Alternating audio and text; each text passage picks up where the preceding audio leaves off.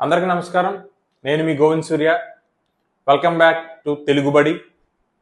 మనం ఈరోజు 2024-25 విద్యా సంవత్సరానికి సంబంధించినటువంటి తెలుగు మొదటి పాఠ్యాంశం ప్రత్యక్ష దైవాలు పాఠ్యాంశం చెప్పుకుంటున్నాం. పాఠ్యాంశంలోకి వెళ్ళినట్లయితే ప్రత్యక్ష దైవాలు, ఇక్కడ పాఠ్యాంశం యొక్క పేరుని మనం గమనించినట్లయితే ప్రత్యక్ష దైవాలు ఇక్కడే ఉంది. మనం ప్రత్యక్షం అంటే మన కళ్ళ ముందు ఉన్నటువంటి అని అర్థం. ప్రత్యక్షంగా ఉన్నటువంటి దైవాలు ఎవరు? మనకి తల్లి, తండ్రి. ఇక్కడ ఒక పద్యం ఇచ్చాడు, చదవండి, ఆలోచించి చెప్పండి. తల్లిదండ్రి మీద దయలేని పుత్రుండు, పుట్టనేమి వాడు గిట్టనేమి, పుట్టలోన చెదలు పుట్టదా గిట్టదా, విశ్వదాభిరామ వినురవేమా. తల్లిదండ్రి మీద దయలేని పుత్రుండు, పుట్టనేమి వాడు గిట్టనేమి. అంటే తల్లిదండ్రుల మీద దయ లేనటువంటి పుత్రులు పుట్టినా ఒకటే, పుట్టకపోయినా ఒకటే. పుట్టలో ఉన్నటువంటి చెదలు పుడుతూ ఉంటాయి, చనిపోతూ ఉంటాయి, వాటి వల్ల ఎటువంటి ఉపయోగం లేదు. అలాగే తల్లిదండ్రుల పట్ల ప్రేమాభిమానాలు, దయ కలిగినటువంటి పిల్లలు లేకపోతే వాళ్ళు పుట్టినా ఒకటే, పుట్టకపోయినా చదపురుగులతో వాళ్ళని పోల్చడం అనేది జరిగిందనమాట. ఇక్కడ కొన్ని ప్రశ్నలు ఇచ్చాడు. పుత్రులు ఎవరి మీద దయ కలిగి ఉండాలి? ఎవరి మీద దయ కలిగి ఉండాలి? తల్లిదండ్రుల మీద దయ కలిగి ఉండాలి. కవి చదపురుగులతో ఎవరిని పోల్చాడు? ఎందుకు పోల్చాడు? కవి చదపురుగులతో పోల్చాడు. అక్కడ ఎవరిని? ఏ పిల్లలకైతే తల్లిదండ్రి మీద దయ, ప్రేమాభిమానాలు లేవో అటువంటి వాళ్ళను కవి ఇక్కడ చదపురుగులతో పోల్చడం జరిగింది. ఎందుకు పోల్చాడు? ఎందుకు పోల్చాడు అంటే, ఇక్కడ మనందరినీ కని పెంచి పోషించి మన కోసం ఎన్నో త్యాగాలు చేసినటువంటి తల్లిదండ్రులు. ఈవెన్ ఒక విషయం మనం చెప్పుకోవాలి, ఈ ప్రపంచంలో మనల్ని మన తల్లిదండ్రులు ప్రేమించినంతగా ఇంకెవ్వరూ ప్రేమించలేరు. ఎందుకంటే వాళ్ళు మన కోసం ఎటువంటి త్యాగానికైనా సిద్ధపడతారు. అటువంటి తల్లిదండ్రులను వాళ్ళ చివరి సమయంలో వాళ్ళని మనం జాగ్రత్తగా మన చిన్న పిల్లల్లాగా చూసుకునేటటువంటి అవసరం మనకు ఎంతైనా ఉంది. అటువంటి వాళ్ళని మనం చూడకపోతే, అటువంటి తల్లిదండ్రుల మీద మనకి ప్రేమ, దయ లేకపోతే వాళ్ళను చదపురుగులతో పోల్చాడు. ఎందుకు పోల్చాడు అంటే, చదపురుగు పుడుతుంది, చనిపోతుంది, దానివల్ల ఎవరికి ఎటువంటి ఉపయోగం అనేది ఉండదు. అలాగే ఇక్కడ చదపురుగులతో పోల్చడం అనేది జరిగింది. తల్లిదండ్రుల సేవలో తరించిన మహనీయ పేర్లు కొన్ని చెప్పమన్నాడు. ఇక్కడ మనకి తల్లిదండ్రుల సేవలో తరించినటువంటి మహనీయుల గురించి చెప్పుకుంటే ముందు వరుసలో ఉండేది శ్రావణ కుమారుడు. అంటే అందులైనటువంటి తన తల్లిదండ్రులను తీర్థయాత్రలకు తీసుకెళ్లడం కోసం తన భుజాలపై కావిడితో మోసి తీర్థయాత్రలకు నడుచుకుని తీసుకెళ్లడానికి సిద్ధపడినటువంటి గొప్ప తల్లిదండ్రుల మీద ప్రేమ చూపించేటువంటి వ్యక్తుల్లో ముందు వరుసలో మనకి శ్రావణ కుమారుడు ఉండడం అనేది జరుగుతుంది. తర్వాత మనం ఇంకా చెప్పుకోవచ్చు, తండ్రి మాటని గౌరవించి రాజభోగాలన్నింటినీ విడిచిపెట్టేసి అడవులకు సైతం భార్య సమేతుడై వెళ్ళిపోయినటువంటి శ్రీరామచంద్రమూర్తిని కూడా మనం ఒక ఉదాహరణగా చెప్పుకోవచ్చు. అలాగే పాఠ్యాంశం ఉద్దేశం చూసినట్లయితే, మనం లోకంలో కంటికి కనిపించే దేవతలు అమ్మ నాన్నలు, వారిని ఎల్లప్పుడూ సేవించడమే ధర్మాలన్నింటిలో ఉత్తమ ధర్మం. ఆ ధర్మాన్ని అనుసరించాలని చెప్పడమే ఈ పాఠ్యాంశం యొక్క ముఖ్య ఉద్దేశము. ఇక్కడ కంటికి కనిపించే దైవాలు అమ్మ నాన్నలు, వాళ్ళని మనం సేవించడమే ధర్మాలన్నింటిలోనూ ఉత్తమమైన ధర్మం. ఆ ధర్మాన్ని అనుసరించడం అని చెప్పడమే ఈ పాఠ్యాంశం యొక్క ముఖ్య ఉద్దేశం. కవి పరిచయం చూద్దాం. మహాభారతాన్ని ఆంధ్రీకరించినటువంటి కవిత్రయంలో ఎర్రన మూడవ వాడు. ఇక్కడ కవిత్రయము, త్రయము అంటే మూడు అని అర్థం. త్రయము అంటే మూడు అని అర్థం.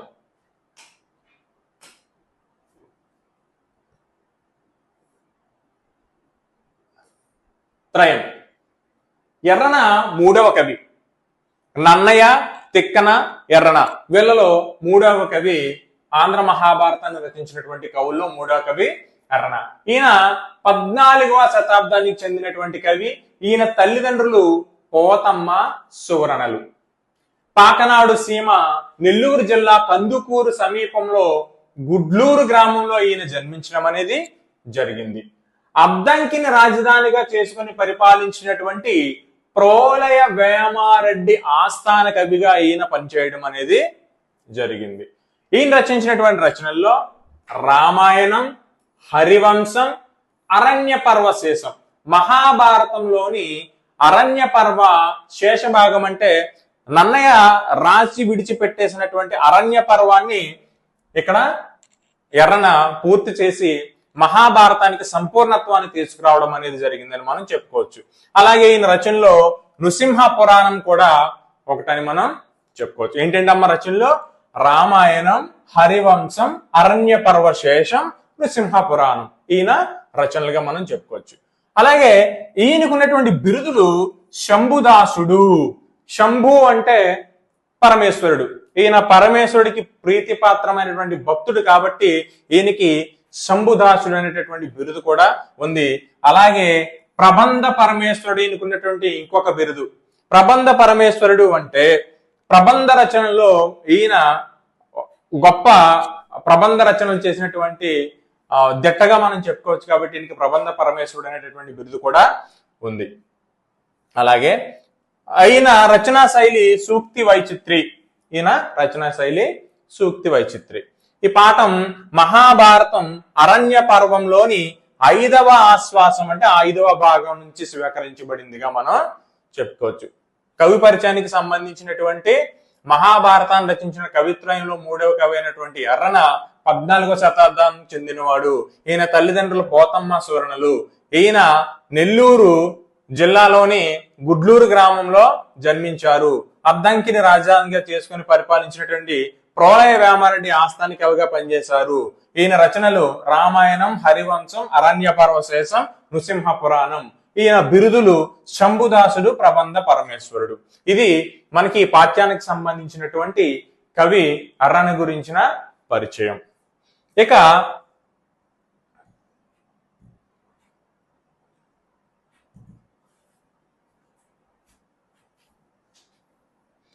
కవి ప్రక్రియ, పాఠ్యాంశ ప్రక్రియను కనుక మనం చూసినట్లయితే ఇతిహాసం. ఇతిహాసం అంటే ఇలా జరిగింది అని అర్థం. ఇతిహాసం అంటే ఇలా జరిగింది. మనం చెప్పుకుంటుంటాం కదా, పూర్వంలో కథలు చెప్తున్నప్పుడు పలానా సమయంలో ఎలా జరిగిందంట, రామాయణం సమయంలో ఎలా జరిగిందంట, మహాభారతం సమయంలో ఎలా జరిగింది అని చెప్పేసి మనకు చెప్తూ ఉంటారు. అంటే ఇలా జరిగింది అని చెప్పేదాన్ని మనం ఏమంటాం? ఇతిహాసం అని చెప్పి అంటాం. ఒక కాలంలో ఒక రాజవంశానికో ఒక జాతికో సంబంధించినటువంటి చారిత్రకాంశం గల బృహద్ రచనని ఇతిహాసం అంటాం. బృహద్ రచన అంటే గొప్ప రచన అని అర్థం. ఇవి తొల్లిటి కథలు మొదట్లో ఉండేటటువంటి కథలు. ఇది గ్రంథ రూపంలో ఒక రాకముందు ఆసు రూపంలో ఉండేవి. ఆసు రూపంలో అంటే నోటి మాట రూపంలో ఉండేవాటిని మనం ఆసు రూపం అని చెప్పి అప్పటికప్పుడు చెప్పేటటువంటి ఆ మాటలనే ఆసు రూపం అని చెప్పేసి మనం అంటాం. అలా ఇతిహాసాలు చతుర్వేద పురుషార్థాలు, ధర్మ, అర్థ, కామ, మోక్షాల గురించి వివరించేటటువంటి కథలు మనకి ఇతిహాసాల్లో ఎక్కువగా ఉంటాయి. కాబట్టి ఇటు ఉపదేశాలు, పూర్వ వృత్తాంత కథలతో కూడుకొని ఉంటాయి. ఉపదేశాలు మరియు పూర్వ వృత్తాంత కథలతో కూడుకొని ఇతిహాసాలు అనేవి ఉండడం జరుగుతుంది. ఇతిహాసాలలో కథా కథనానికి ప్రాధాన్యం అనేది ఉంటుంది. కథకి ఎక్కువగా ప్రాధాన్యం అనేది ఇతిహాసంలో ఉంటుంది.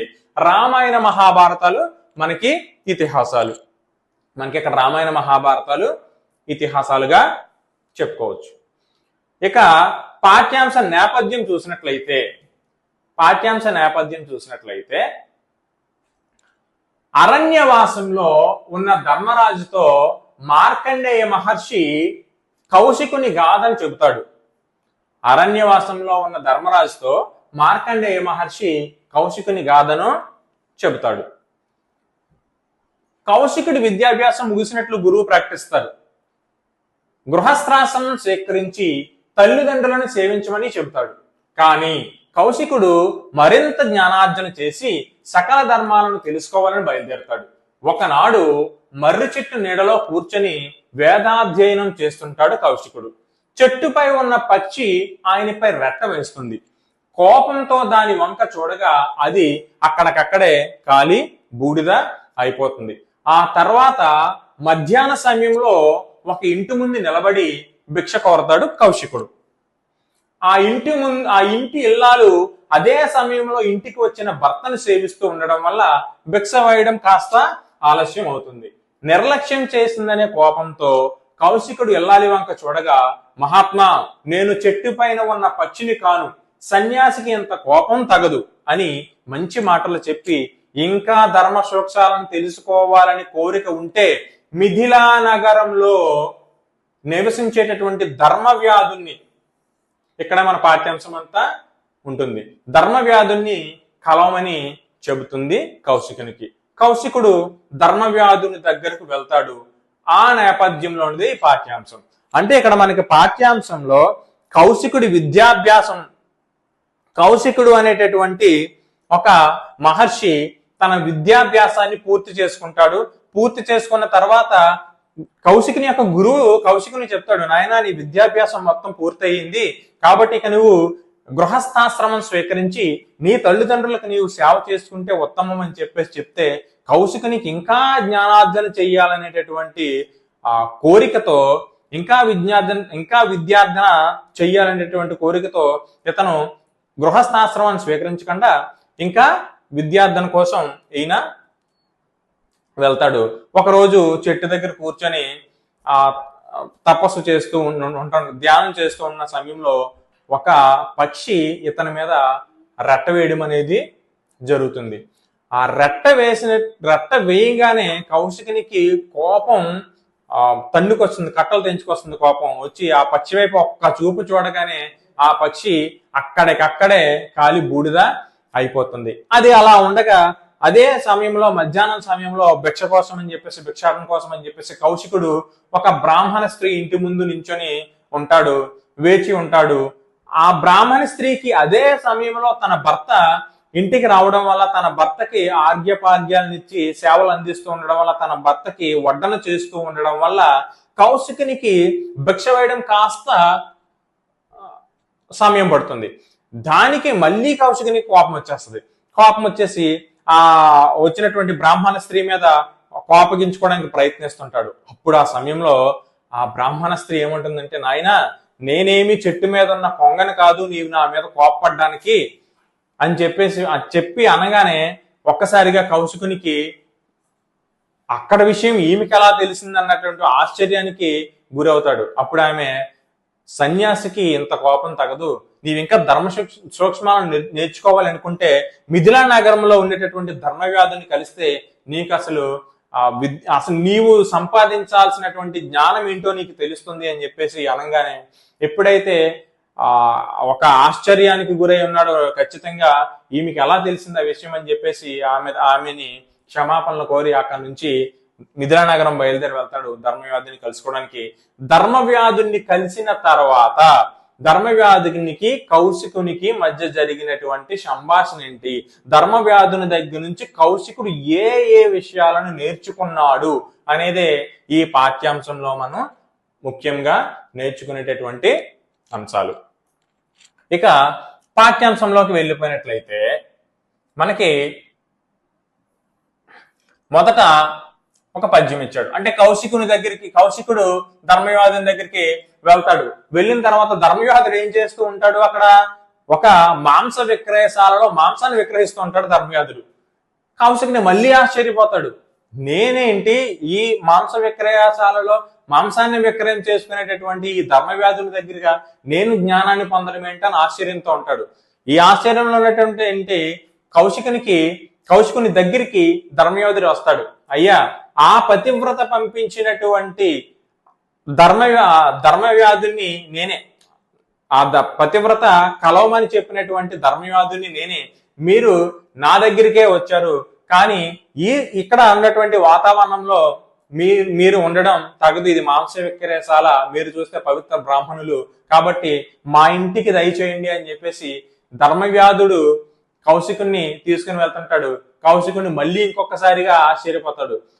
ఆమె చెప్పినటువంటి ధర్మవ్యాధిని నేనేం చెప్పి ఈయన నా దగ్గరికి వచ్చి పరిచయం చేసుకోవడం ఏంటి, అసలు ఈ విషయం అంతా వీళ్ళకి ఎలా తెలుస్తుంది అనేటటువంటి ఒక ఆశ్చర్యంలో ఉంటాడు. ఉండి ధర్మవ్యాధుడితో పాటుగా కౌశికుడు కూడా ఆ ధర్మవ్యాధుడి ఇంటికి వెళ్ళడం అనేది జరుగుతుంది. అప్పుడు ధర్మవ్యాధుడు ఇలా అంటాడు, ఏనున్ ఎమ్మియున్ ఉత్తమ విజ్ఞానోన్నతి వడయుటకు నిజంబకు మూలంబైనది కలదొక ధర్మము భూనుత అది నీకు దృష్టముగా నెరింగింతున్. ఈ పద్యంలో ధర్మవ్యాధుడు కౌశికునికి చెప్తాడు. ఏమని చెప్తాడంటే ఏనున్, ఏనున్ అంటే నేను, ఎమ్మియిన్ ఈ విధంగా, ఉత్తమ విజ్ఞానోన్నతి వడయుటకు పొందుటనికి, ఇంతటువంటి గొప్ప నేను ఇంత విజ్ఞానాన్ని పొందడానికి నిజంగా మూలమైనటువంటి ధర్మం ఒకటి ఉంది. మూలమైనటువంటి ధర్మం ఒకటి ఉంది. భూనుత భూజనుల చేత పూజింపబడేవాడ. భూనుత అంటే భూజనుల చేత పూజింపబడేవాడ.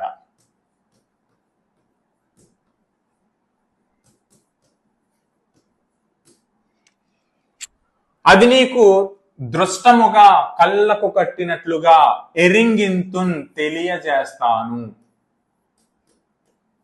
కళ్ళకు కట్టినట్లుగా తెలియజేస్తాను.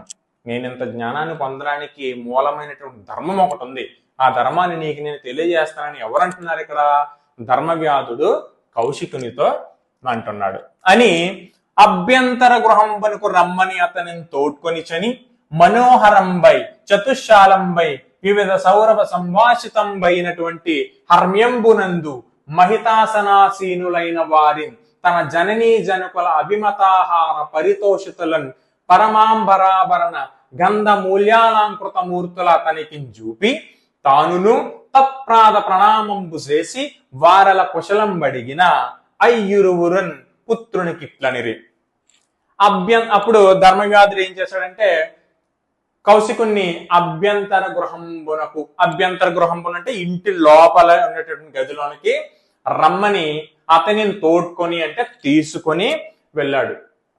వెళ్తే ఆ లోపల ఉన్నటువంటి ఆ వాతావరణం ఎలా ఉందంట? మనోహరంగా ఉంది, మనసుకు ఆహ్లాదాన్ని కలిగించే విధంగా ఉంది. ఇంటి లోపల ఉన్నటువంటి వాతావరణం అంతా కూడా చతుశాలంబై 4 వైపులా విశాలంగా ఉంది. విశాలంగా ఉంది 4 వైపులా కూడా. వివిధ సౌరభ సంభాషితంబు, సౌరభం అంటే సువాసనలు, సౌరభం అంటే సువాసనలు.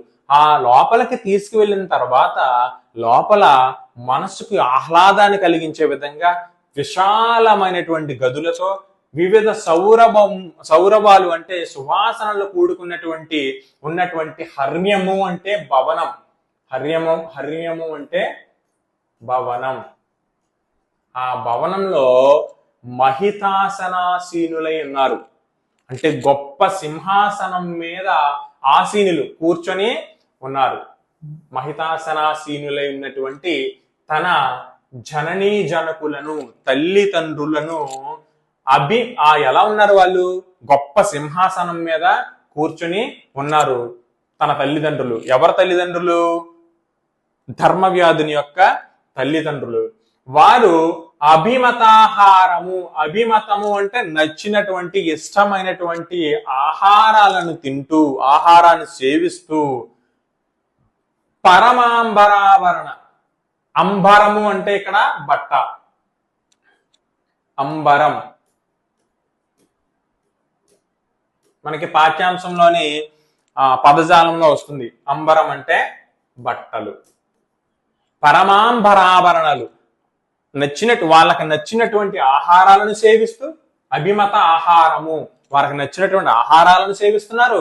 వారికి నచ్చినటువంటి అంబరం బట్టలు ధరిస్తున్నారు. వారికి నచ్చినటువంటి ఆభరణాలను ధరిస్తున్నారు. వాళ్ళకి నచ్చినటువంటి ఆభరణాలను ధరిస్తున్నారు. అలాగే గంధము మరియు మాల్యాలంకృత మూర్తులుగా ఉన్నారు. గంధాన్ని సేవించి అంటే గంధాన్ని పూసుకొని వాళ్ళు పూలమాలంకృతులై ఉన్నారు. పూలమాలను ధరించి ఉన్నటువంటి అతనికి చూపాడు. ఉన్నటువంటి ఆ తల్లిదండ్రులను ఎవరికి చూపించాడు? కౌశికునికి చూపించాడు. ఎవరు? ధర్మరాజు.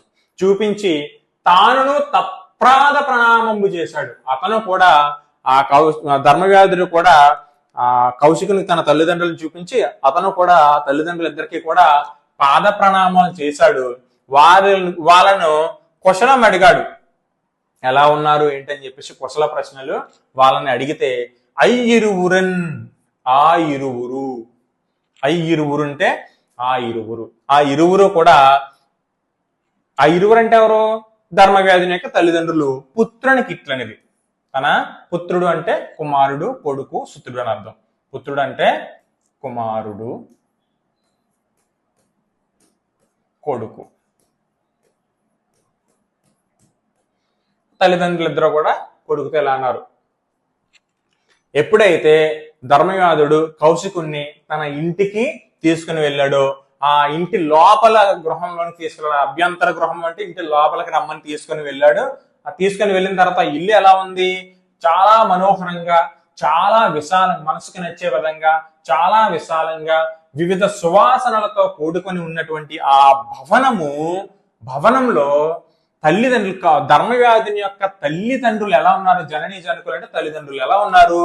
మహితాసనాసీనులై ఉన్నారు. గొప్ప సింహాసనం మీద కూర్చొని వారికి నచ్చినటువంటి ఆహార పదార్థాలను సేవిస్తూ, వారికి నచ్చినటువంటి బట్టలను ధరిస్తూ, వారికి నచ్చినటువంటి ఇష్టమైనటువంటి ఆభరణాలను ధరిస్తూ పూలమాలాకృతులై ఉన్నటువంటి ఆ తల్లిదండ్రులను ఇద్దరినీ కూడా కౌశికునికి చూపించి అతను కూడా పాద ప్రణామాలు చేసి వాళ్ళని కుశల ప్రశ్నలు అడిగిన వెంటనే ఆ తల్లిదండ్రులు ఇద్దరు కూడా ధర్మవ్యాధునితో ఇలా అన్నారంట. ఏమన్నారు అది తర్వాత పద్యంలో చూద్దాం. తల్లిదండ్రులు ఇద్దరు కూడా ఆ ధర్మవ్యాధులతో ఇలా అన్నారు. అన్న కుమార నీ ఎట్టి సత్పుత్రుండుగలుగా మాకేమిట గడమ చెప్పుమా, నీ చేయు ధర్మంబు నీకు తోడయ్యడు, పరమాయురార్ధ సంపదలు గనుము, నీ చరిత్రంబున నిఖిల వంశము పవిత్రతమయ్యే, మానుష దేహమేల ధరించితో కాని తత్వమారయ పరదేవతైవు సంధియము వలదు, వాంగ్మన కర్మముల పితృవత్సల మొక్క రూపుగా జులుపుచుయున్న ఎట్టి సద్గుణాకరు నిన్ను జామదగ్నుని నొకని ఎన్నంగదగుగా కయ్యరులు గలుగా గలరే. ఇక్కడ ఏం చెప్తున్నారు అంటే తల్లిదండ్రులు ఇద్దరూ కూడా ఒక్కసారిగా ధర్మవ్యాధుడితో ఈ విధంగా అంటున్నారు. అన్నా అంటే ఓ ప్రియమైన కుమారా, అన్న అంటే ప్రియమైన అని అర్థం. ఓ ప్రియమైనటువంటి కుమారా, అన్న అంటే ప్రియమైన, ఓ ప్రియమైన కుమారా, నీ ఎట్టి సత్పుత్రుండు, సత్పుత్రుండు అంటే మంచి కుమారుడు, మంచి కుమారుడు, నీ వంటి మంచి కుమారుడు ఉండగా మాకేమిట గడమ చెప్పుమా. గడమ అంటే లోటు, మాకేంటి లోటు, నీ అంటే గొప్ప కుమారుడు కొడుకు ఉంటుండగా మాకేం లోటు చెప్పునైనా అని చెప్పేసని, నీ చేయు ధర్మంబు నీకు తోడయ్యను, నువ్వేదైతే ధర్మాన్ని ఆచరిస్తున్నావో ఆ ధర్మం ఎప్పుడూ నీ వెంటే ఉంటుంది. పరమాయురార్థ సంపదలు గనుము, నీకెప్పుడు కూడా పరమాయురార్థ, ఆయువు అర్ధము, ఆయువు అంటే ఆయుష్, అర్ధము అంటే ధనము అని అర్థం. ధనము సంపదలు నీకెప్పుడు కూడా నిండుగా లభిస్తాయి.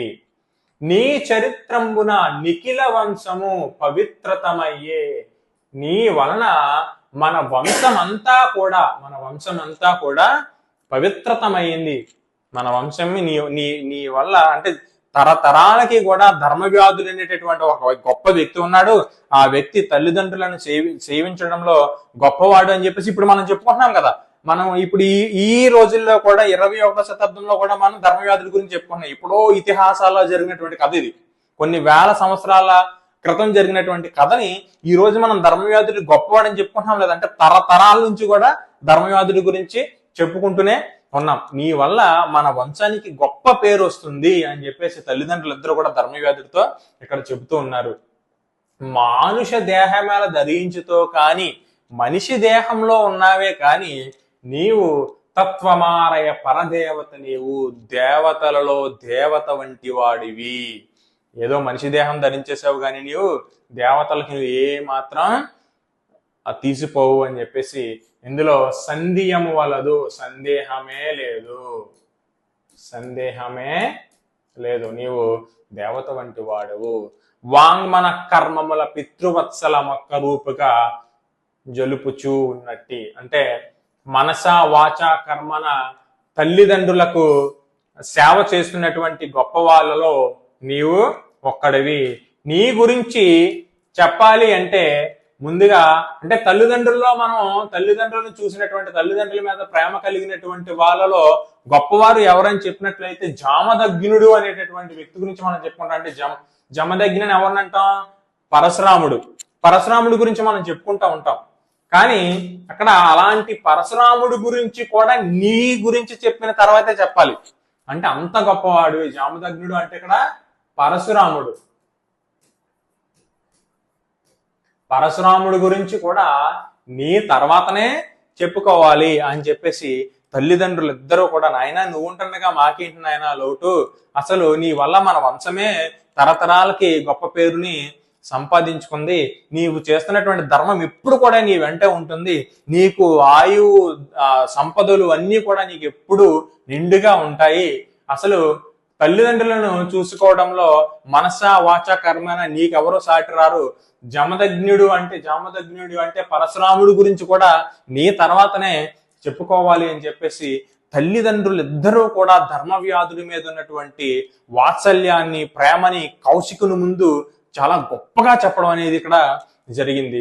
అబ్ది చూస్తున్నటువంటి కౌశికునికి ధర్మవ్యాధిని యొక్క గొప్పతనం కొద్ది కొద్దిగా అర్థం అవుతూ ఉంది. తల్లిదండ్రులను ఏ విధంగా చూసుకోవాలో ధర్మవ్యాధుడి దగ్గర నుంచి కొద్ది కొద్దిగా కౌశికుడు నేర్చుకుంటూనే ఉన్నాడు అని పలికిరి. అప్పుడు ధర్మవ్యాధుండు వారికి కౌశికుని చూపి ఇం మహాత్ముండు, ఈ ప్లస్ మహాత్ముండు, ఇం మహాత్ముండు అంటే ఈ ప్లస్ మహాత్ముడు, ఇది మనకి త్రిక సంధి పదం.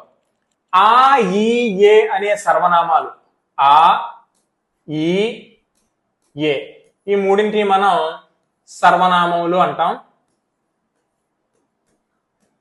ఈ సర్వనామాలకి ఇంకొక పేరు త్రికములు అని అర్థం.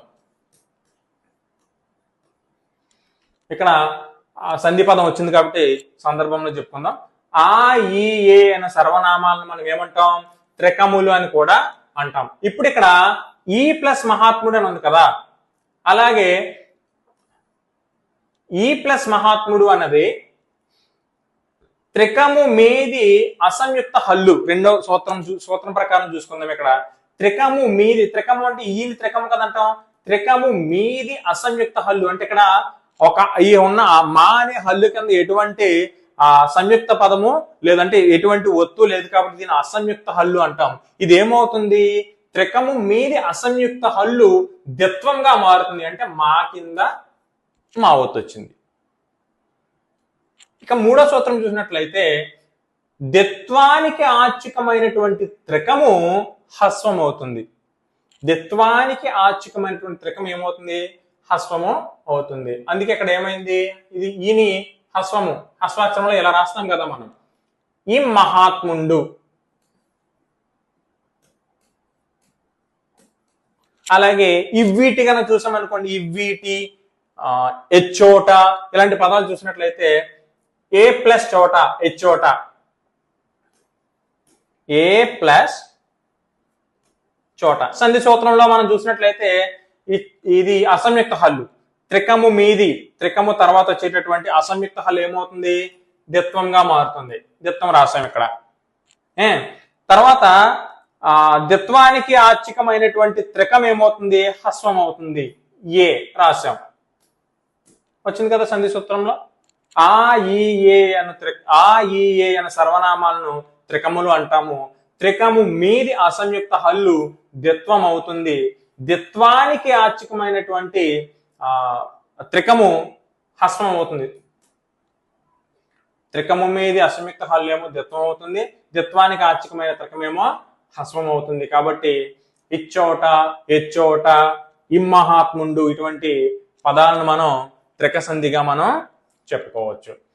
ఓకే, ఇప్పుడు మనం ఎప్పుడైతే ధర్మవాదుడు కౌశికుని తల్లిదండ్రులిద్దరికి చూపిస్తాడు, తల్లిదండ్రులిద్దరికి చూపించి ఈ మహాత్ముడు మనల జోడ్క వేడుకనట వచ్చే అని చెప్పిన ఆ వృద్ధులకి అర్హ సత్కారంబులు గావించిన గైకొని అతండు వారల కుశలం బడిగే అంత అవ్యప్రునకు లబ్ధకుండిట్లనియే.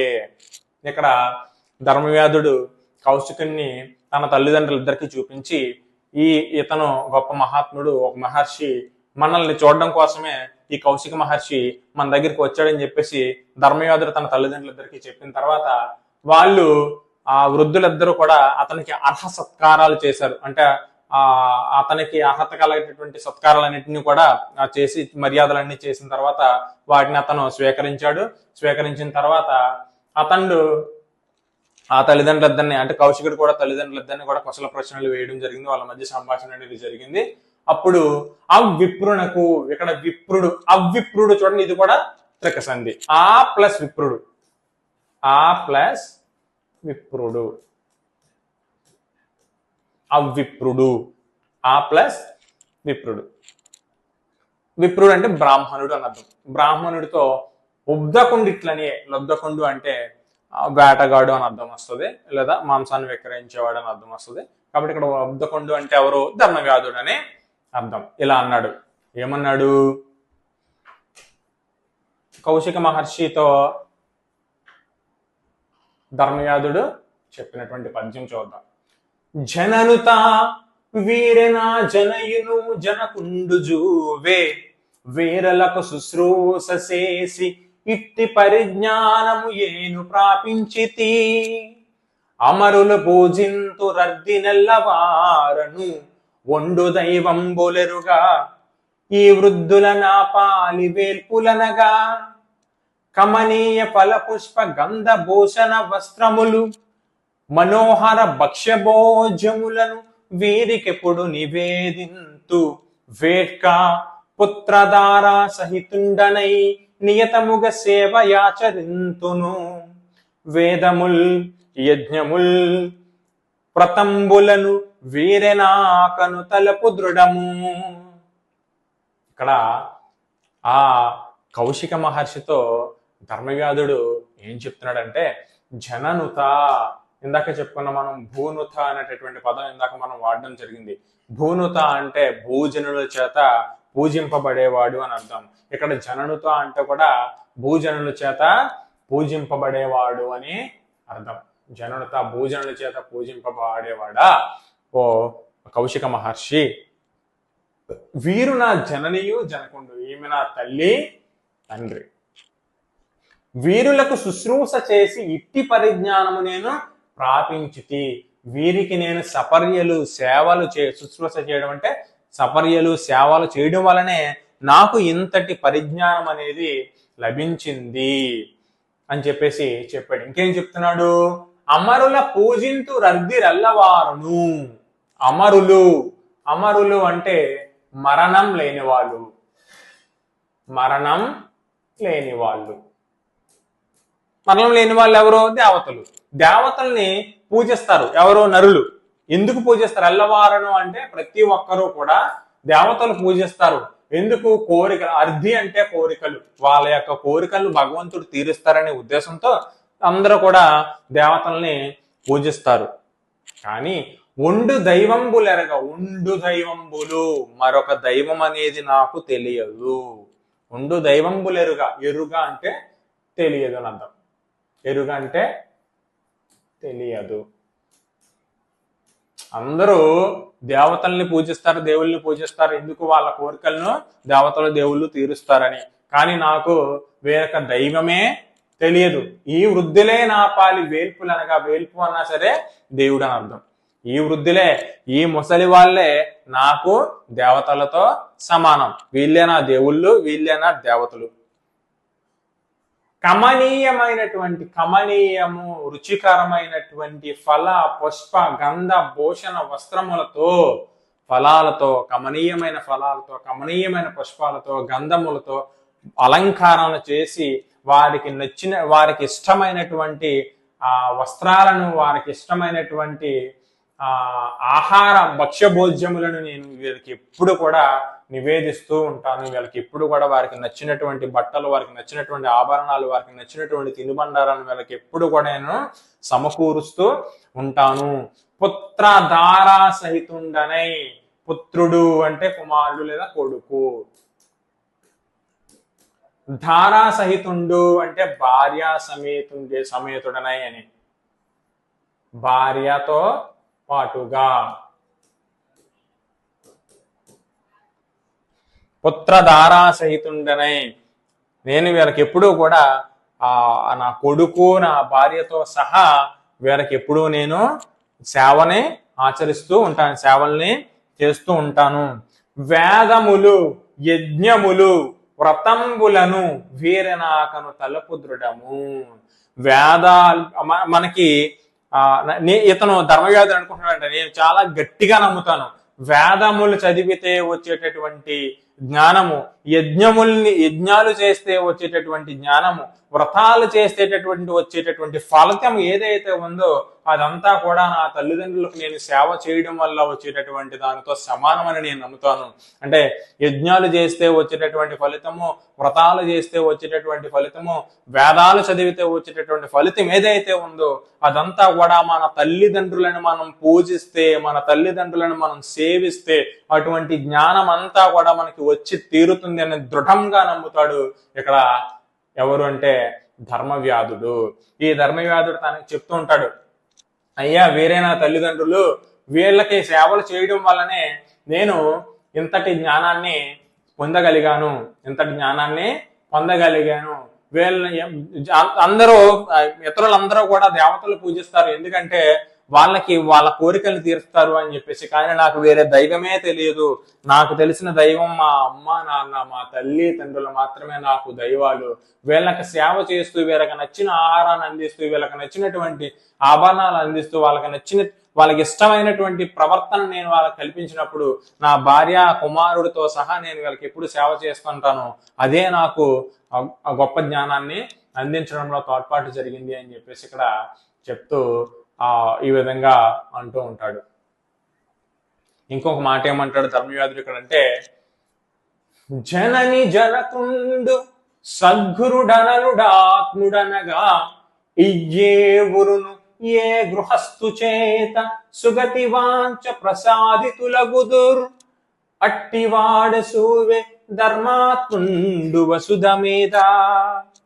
ఇంకేం చెప్పాడు అంటే ధర్మవ్యాధుడు, నాయన జనని, జనకుడు, సద్గురుడు, అనలుడు, ఆత్ముడు. అంటే జనని అంటే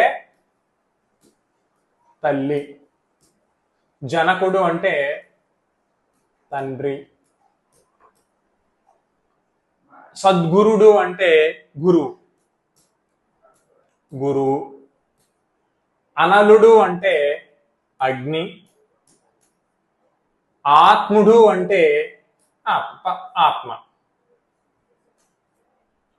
తల్లిని, తండ్రిని, గురువుని, అగ్ని, ఆత్మ ఈ ఏవురును ఈ ఐదుగురిని ఎవరైతే ఏ గృహస్థు చేత అయితే ప్రసాదితులు అవుతారో, అంటే ఎవరైతే ఐదుగురు మెప్పును పొందుతారో, ఈ ఐదుగురిని పూజిస్తారో, ఈ ఐదుగురిని సేవిస్తారో అట్టివారే ఈ భూమి మీద, ఈ వసుధ మీద, వసుధ అంటే భూమి అని అర్థం, అటువంటి వారే ఈ భూమి మీద ధర్మాత్ములు, నిజమైన ధర్మాన్ని పొందగలిగేవారు అని చెప్పేసి ఇక్కడ ధర్మవ్యాధుడు ఇంకొక మాటగా కౌశికునికి చెప్పడం అనేది జరుగుతుంది. ఈ విధంగా తల్లిదండ్రులను సేవించడం వల్ల జరిగేటటువంటి ఏదైతే మేలు ఉందో దాన్ని అంతటినీ కూడా కౌశికుడు ధర్మవ్యాధుడి నుంచి పరోక్షంగా నేర్చుకుంటూనే, ప్రత్యక్షంగాను పరోక్షంగాను కూడా తన కళ్ళ ద్వారా చూసి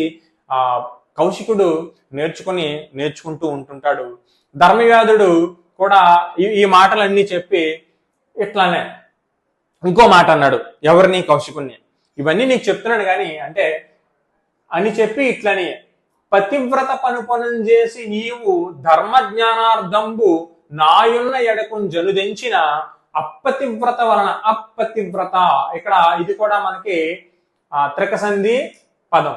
ఇక్కడ త్రికసంధి పదం, ఇంకొక త్రికసంధి పదం మనకి ఇక్కడ రావడం అనేది జరిగింది. అప్పతివ్రత, ఆ ప్లస్ పతివ్రత. చెప్పుకున్నాం కదా, ఆ ఈ ఏ అనే సర్వనామాన్ని మనం ఏమనుకున్నాము, త్రికములు అని చెప్పేసి అనుకున్నాము. అప్పతివ్రత, ఆ ప్లస్ పతివ్రత. అప్రతివ్రత వలనే అనుగ్రహం వల్ల నీకు ఎల్లవేయును ఎరిగించితి గాని నీ దశనాదు చిత్తంబు ప్రియంపడి ఉండదు.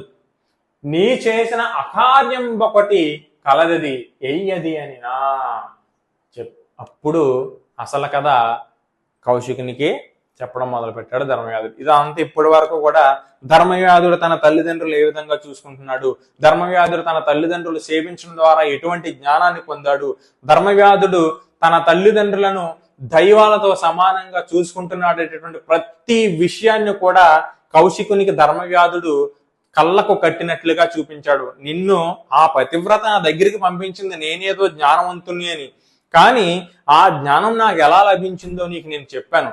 ఎందుకు చెప్పాను అంటే ఆ పతివ్రత నిన్ను నా దగ్గరికి పంపించింది కాబట్టి చెప్పాను, కానీ నువ్వు చేసినటువంటి ఒక క్రూరమైనటువంటి అకార్యం, ఒక తప్పు ఒకటి ఉంది.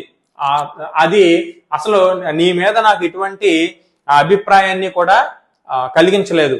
ఆ పతివ్రత పంపించడం వల్ల నీకు నేను చెప్పాను, కానీ నీ మీద నాకు ఎటువంటి సదుద్దేశము మంచి ఆలోచన అనేది లేదు. నువ్వు ఒక తప్పు చేసావు. ఏంటో తప్పు అంటే ఇక్కడ మళ్ళీ చెప్తాడు, ఎంతయు వృద్ధులై తమకు నీ ఒకరుండవె తెప్పగాగా అత్యంత ముదంబునన్ బ్రతుకు తల్లిని తండ్రిని ఉజ్జగించి నిశ్చింతుండవై సదాధ్యయనశీలత వారి అనుజ్ఞలేక ఏకాంతమయమైన్ వెడలి తక్కట నీవు కరంబు క్రూరతన్.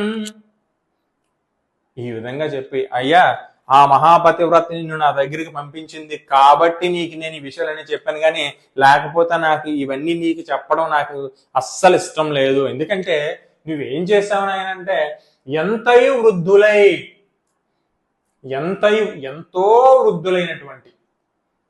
ఎంతో వృద్ధులైనటువంటి బాగా వృద్ధాప్యంలో ఉన్నటువంటి నీ తల్లిదండ్రులకు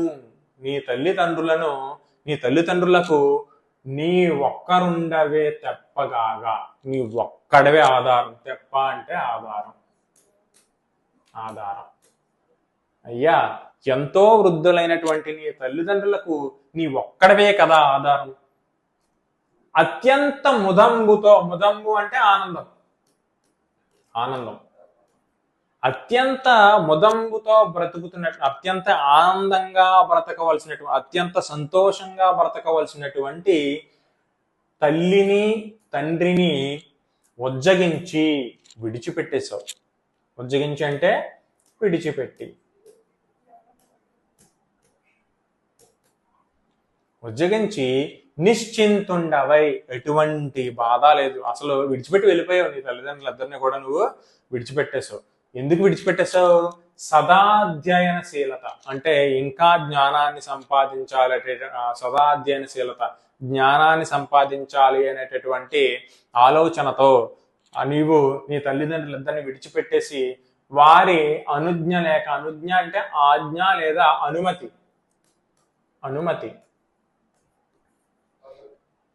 వారి అనుమతి తీసుకోకుండా, వారి అనుమతి లేకుండా వారిద్దరినీ కూడా విడిచిపెట్టేసి నీవు ఏకాంతంగా ఒంటరిగా వాళ్ళని విడిచిపెట్టేసి వెళ్ళిపోయావు. అయ్యో వెళ్ళిపోయావు కదా నీవు. నీ తల్లిదండ్రులిద్దరినీ కూడా నీవు విడిచిపెట్టేసి వెళ్ళిపోయిందే కాకుండా వాళ్ళు ఎలా ఉన్నారు, వాళ్ళు అసలు నేను విడిచిపెట్టి వెళ్ళిపోయాను కదా, వాళ్ళు ఏం చేస్తున్నారు, వాళ్ళు ఎలా ఉన్నారు అనేటటువంటి ఆలోచనే నీకు లేదు. కొంచెం బాధ కూడా నీకు మనసులో లేకుండా ఒంటరిగా వాళ్ళని విడిచిపెట్టేసి నీవు అధ్యయనం చేయడం కోసం అని చెప్పేసి వెళ్ళిపోయావు. ఇది చాలా క్రూరమైనటువంటి పని.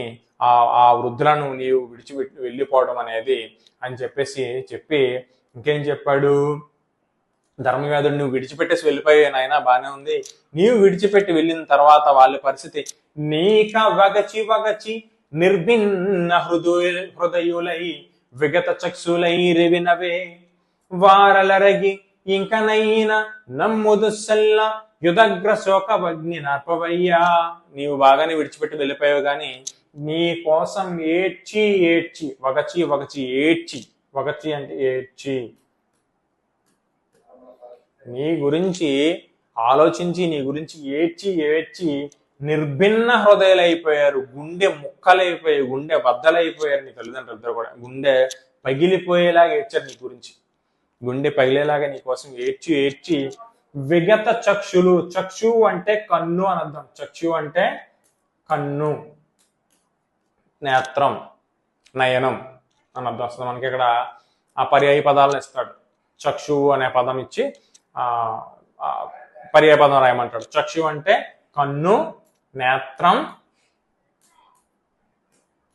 నయనం, నయనం అని అర్థం వస్తుంది. నీ గురించి ఆలోచించి నీ గురించి ఏడ్చి ఏడ్చి నిర్భిన్న హృదయులు, గుండె పగిలేలాగా ఏడ్చారు. విగత చక్షులు, వారి కళ్ళు చచ్చుబడిపోయినాయి, వాళ్ళ కంటి చూపు పోయింది, వాళ్ళ కళ్ళు చూపు పోయింది. ఇకనైనా అరిగి వాళ్ళ దగ్గరికి వెళ్ళి ఇకనైనా ఆ ముసలి వాళ్ళ యొక్క శోకాగ్ని, శోకవాహిని, ఇది కూడా శోకవాహిని అనే పదం కూడా మనకి ఆ పదజాలంలో ఇస్తాడు. ఇది రూపక సమాసానికి సంబంధించినటువంటి పదం. శోకము అనేది ఒక పదము, వహిని అగ్ని అంటే ఒక పదము, రెండింటికి అభేదం చెప్పాడు కాబట్టి ఇది రూపక సమాస పదంగా మనం చెప్పుకోవచ్చు. ఇది వాళ్ళ శోకవాహిని, వాళ్ళ యొక్క దుఃఖాగ్నిని ఎప్పుడైనా సరే నువ్వు చలార్చవయ్యా, వారి దుఃఖాన్ని ఎప్పుడైనా నువ్వు తీర్చవయ్యా, నీ తల్లిదండ్రుల దగ్గరికి వెళ్ళు అని చెప్పేసి ఇక్కడ ధర్మవ్యాధుడు కౌశికుడితో చెప్పడం అనేది జరుగుతుంది. ధర్మవ్యాధుడు కౌశికుడితో చెప్పి ఇంకొక మాట చెప్తాడు ధర్మవ్యాధుడు. ఏమంటాడంటే, నీ అధ్యయనమును సుకృతాయాసము నిష్ఫలంబులై చను గురు సేవాయుక్తి లేక తక్కినా చేయుము నా పలుకు మేలు సేకూరు నీకు. అయ్యా, నువ్వు ఎన్ని అధ్యయనాలు చేసినా, ఎంత జ్ఞానాన్ని పొందాలనుకున్నా అవన్నీ కూడా నిష్ఫలంబు. ఎప్పుడు నిష్ఫలం అయిపోతాయి? నువ్వెంత అధ్యయనం చేద్దాము అనుకున్నా నువ్వు చేసినటువంటి అధ్యయనాలన్నీ కూడా నిష్ఫలం అయిపోతాయి ఎప్పుడు గురు సేవాయుక్తి లేక తక్కినా. గురు సేవాయుక్తి అంటే ఏంటి? తల్లిదండ్రులకు సేవ. గురువు అనే పదానికి ఇక్కడ తండ్రి అనే నానార్థం వస్తుంది. గురువు అనే పదానికి తండ్రి అని నానార్థం వస్తుంది. గురు సేవాయుక్తి లేక తక్కిన, నీవు గనక తల్లిదండ్రులను సేవించలేనట్లయితే అక్కడ నీవు ఎన్ని అధ్యయనాలు చేసినా కూడా అది ఆ ఫలితం నీకు దక్కదు. నేను ఎందుకు చెప్తున్నానో, నా మాట విని నీ తల్లిదండ్రులను చేరి నా పలుకులు నీకు మేలు, నా మాట విను, అవి నీకు మంచిని చేకూరుస్తాయి అని చెప్పేసి ఇక్కడ కౌశికునితో ధర్మవ్యాధుడు చెప్పాడు. నువ్వు ఎన్ని అధ్యయనాలు చేసినా, ఎంత జ్ఞానాన్ని సంపాదించినా ఆ జ్ఞానం అంతా కూడా వృధా అయిపోతుంది ఎప్పుడు నువ్వు గనక నీ తల్లిదండ్రులను సేవించకపోయినట్లయితే.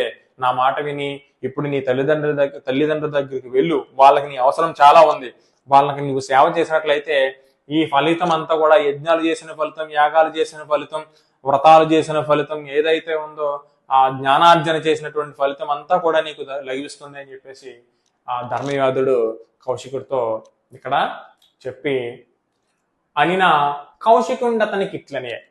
ఇప్పటి వరకు ధర్మవ్యాధుడు మాటలు విని ధర్మవ్యాధుడు తన తల్లిదండ్రులకు ఏ విధంగా సేవలు ఆచరిస్తున్నాడో చూసి తల్లిదండ్రులను విడిచిపెట్టడం వల్ల తను ఏ విషయాలనైతే విస్మరించాడో ధర్మవ్యాధుడు ద్వారా తెలుసుకొని ఆ ధర్మవ్యాధుడితో ఈ విధంగా అంటున్నాడు కౌశికుడు. ఇది ఎట్టిదా నీ చెప్పిన సదమలహిత వాక్య భంగి సకలము వింటిన్ వదలక ఇమ్మెయిన చరించద గురుజనములకు ప్రీతి చేసేదనగా. ఏం చెప్పాడంటే, ఆయన ధర్మవ్యాధుడా, నీ నుంచి నేను చాలా విషయాలు నేర్చుకున్నాను. నీవు చెప్పినటువంటి సత్ ప్లస్ మలహిత వాక్యంభూ, నీవు చెప్పినటువంటి మంచి విషయాలు ఏవైతే ఉన్నాయో వాటన్నింటినీ కూడా నేను విన్నాను. నీవు చెప్పినటువంటి మంచి విషయాలు, నువ్వు చెప్పినటువంటి ఇవన్నీ కూడా నేను విన్నాను. నీ దగ్గరుండి నీ తల్లిదండ్రులను ఏ విధంగా చూసుకుంటున్నావో నేను అంతా కూడా చూశాను. ఇప్పుడే నేను నా తల్లిదండ్రుల దగ్గరికి వెళ్ళి ఆ గురుజనములకు, నా తల్లిదండ్రులకు నేను ప్రీతి చేసేదను, నేను వాళ్ళకి సేవ చేసి వారిని ఇష్టలుగా నేను వాళ్ళని నేను తరిస్తాను అని చెప్పేసి అక్కడ కౌశికుడు ధర్మవ్యాధుడితో చెప్పాడు. చెప్పి ఇంకేమన్నాడంటే, కౌశికుడు ధర్మవ్యాధుడితో ఈ విధంగా కూడా అంటున్నాడు, నాదైన భాగ్యవశమునగాదే నీతోడి చెలిమగలిగెన్ పరమాహ్లాద మనస్కుడనైతి శుభోదయములకెల్ల ఇంకా యుక్తుడనైతిన్. ఇంకేమన్నాడంటే కౌశికుడు ధర్మవ్యాధుడితో, నాదైన భాగ్యవశమున, నాదైన భాగ్యవశమున, నాయన నీతో స్నేహం. చెలిమి అంటే స్నేహం, చెలిమి అంటే స్నేహం, స్నేహం. నీ వంటి వాడితో స్నేహం కలగడం అనేది నేను ఎప్పుడో చేసుకున్నటువంటి భాగ్యం, పుణ్యం. నేను ఎప్పుడో చేసుకున్న పుణ్యం వల్ల నీలాంటి వాడితో నాకు స్నేహం కలిగింది. పరమాహ్లాద మనస్కుడనైతి, ఇప్పుడు నా మనస్సు చాలా ఆనందంతో ఆహ్లాదంతో నిండింది. శుభోదయముల కల్లా అంటే మంచి శకనములు. ఇక నీవు చెప్పినటువంటి మంచి ఇదంతా కూడా నాకు ముందుకి ఆ మంచి జరిగేలాగా అనిపిస్తుంది, మంచి శకునంలాగా అనిపిస్తుంది. నీతో స్నేహం వల్ల నేను నేర్చుకున్నటువంటి గొప్ప విషయాలు, నీతో స్నేహం అనేది నాకు పూర్వజన్మ సుకృతంగా భావిస్తున్నాను అని చెప్పి ఇవన్నీ కూడా నాకు ముందుకి మంచి జరుగుతుంది అనేటువంటి నమ్మకం వచ్చింది. నా మనసు చాలా ఆనందంతో నిండి ఉందని చెప్పి ఇంకొక మాట అంటున్నాడు. ఏమన్నాడు కౌశికుడు? అనుపమ మెట్టి వారలకు నందదు ధర్మ పదంబు దాత్రిలో విను 10,000 పురందొకడు విస్తృత ధర్మ పరాయణుండు కల్గునో కలగండో సంధియము కోరి సనాతన ధర్మమూది ఎవ్వనికి నీకు బోలె బుధవత్సల ఇట్లు చరింపవచ్చునే. కౌశిక మహర్షి ధర్మవ్యాధుడి యొక్క గొప్పతనాన్ని చెప్తున్నటువంటి పద్యం ఇది. ఏమంటున్నాడంటే, ధర్మపదము అనేది బుధవత్సల అంటే బుధవత్సల అంటే పండితులచే, బుధులు అంటే పండితులు, బుధులు అంటే పండితులు, బుధవత్సల అంటే పండితుల చేత మెప్పు పొందేటటువంటి వాడా ఓ ధర్మవ్యాధుడా. ధర్మపదంబు, ధర్మాన్ని ఆచరించడం అనేది అసాధ్యము, అనుపమము అంటే అసాధ్యం, ఎవరికి కూడా అందదది. ధర్మాన్ని ఆచరించడం అనేది ఈ భూమి మీద ఎవ్వరూ చేయలేనటువంటి కష్టమైన పని. అలా ధర్మాన్ని ఆచరించేవాడు 10,000 మందిలో విస్తృత ధర్మపరాయణుడు అంటే ధర్మాన్ని ఆచరించేవాడు 10,000 మందిలో ఒక్కడైనా ఉంటాడో ఉండడో, కలుగునో కలగండో, ఒకడైనా ఉంటాడో ఉండడో. సందేహం, ఇందాక మనం చెప్పుకున్నాం, సందేహం అనే పదానికి సందేహము అని అర్థం. ఈ సనాతన ధర్మాన్ని తూచా తప్పకుండా పాటిస్తున్నటువంటి నీకు ఎవ్వరు పోలిక సాటి రారు. అంటే ధర్మాన్ని ఆచరించడం అనేది చాలా కష్టతరమైనటువంటి ఒక పని. ఆ ధర్మాన్ని ఆచరించడం అనేది ఈ భూమి మీద నివసిస్తున్నటువంటి 10,000 మందిలో ఒకడైనా ధర్మబద్ధంగా నివసిస్తుంది. ధర్మాన్ని ఆచరించడం అంటే అది ఆషామాషి విషయం ఏం కాదు. అబద్ధం ఆడకుండా, ఇతరులకి హాని చేయకుండా, తన పని తాను మాత్రమే చేసుకొని, ఎటువంటి అన్యాయాలకి పాల్పడకుండా ధర్మబద్ధంగా వెళ్ళడం అనేది, తన వృత్తిని దైవంగా పాటిస్తూ తల్లిదండ్రులకు సేవ చేస్తూ ఉండడం అనేది ధర్మబద్ధమైనటువంటి పని. ఆ ధర్మాన్ని ఆచరించేవాడు ఎవరుంటారు? 10,000 మందిలో ఒకడైనా ఈ భూమి మీద ధర్మాన్ని ఆచరిస్తున్నాడా అంటే సందేహమే. అటువంటి సనాతన ధర్మాన్ని నీవు తూచా తప్పకుండా పాటిస్తూ ఉన్నావు. నీ వంటి వాడికి ఎవ్వరు కూడా సాటి రారు అని చెప్పేసి ధర్మవ్యాధుడి యొక్క గొప్పతనాన్ని తెలుసుకున్నటువంటి కౌశికునికి నిజమైన జ్ఞానార్జన ఇక్కడ జరుగుతుంది. చూశాడు దగ్గరుండి. ఎప్పుడైతే మహాపతివ్రత, నాయన నీవు ఒక సన్యాసికి ఇంత కోపం తగదు, నువ్వేదో జ్ఞానాన్ని సంపాదించేశాను అనేసి అనుకుంటున్నావు, నువ్వు గొప్ప జ్ఞానవంతుడిని అని చెప్పేసి అనుకుని చెట్టు మీద రెట్ట వేసినటువంటి ఒక చిన్న కారణం చేత ఒక పక్షిని బూడిద చేసేసి నువ్వు చాలా గొప్పవాడు అని చెప్పేసి అహంకారంతో కోపంతో నువ్వు ఉన్నావు. ఒక సన్యాసికి అంత కోపం అనేది తగదు.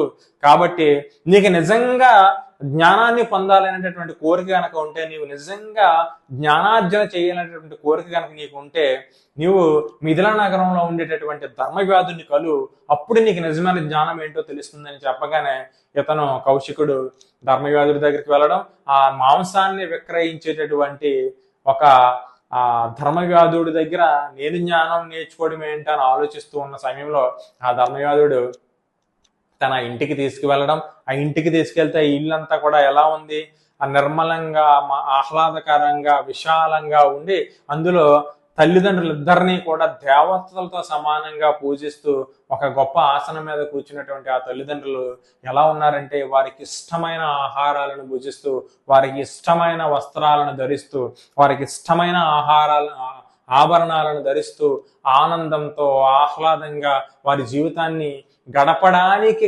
కారణమైనటువంటి ఆ ధర్మవ్యాధుడి యొక్క గొప్పతనాన్ని కౌశికుని ముందే ఆ తల్లిదండ్రులిద్దరూ కూడా ధర్మవ్యాధుడి గొప్పతనాన్ని కౌశికునికి చెప్పడం జరుగుతుంది. నాయన నీలాంటి ధర్మవ్యాధుడు లాంటి నీలాంటి గొప్ప కొడుకుంటే మాకేంటి నాయన లోటు అని చెప్పేసి వాళ్ళు ఎప్పుడైతే చెప్పారో, ఇదంతా కూడా వింటున్నటువంటి కౌశికునికి తను ఏది ఇప్పటి వరకు విస్మరించాడు అనేటటువంటి విషయాల్ని ధర్మవ్యాధుడు కౌశికుని చెప్తాడు. నాయన ఏదో జ్ఞానాన్ని పొందాలనేటటువంటి కోరికతో ముసలి వాళ్ళైనటువంటి నీ మీద ఆధారపడి ఆనందంగా, నా తల్లిదండ్రులు ఏ విధంగా అయితే ఆనందంగా జీవిస్తున్నారో అంతే ఆనందంతో జీవించాల్సినటువంటి నీ తల్లిదండ్రులిద్దరినీ కూడా నీ విడిచిపెట్టేసి కనీసం వాళ్ళు ఎలా ఉన్నారు అనేటటువంటి కొంచెం నిశ్చింత కూడా నీకు కొంచెం బాధ కూడా లేకుండా నీ పయనంలో నీవు వెళ్ళిపోయావు తప్ప, నీ కోసం నువ్వు వెళ్ళిపోయిన తర్వాత నీ గురించి ఏడ్చి గుండెలు పగిలేలాగా ఏడ్చి వాళ్ళ కళ్ళు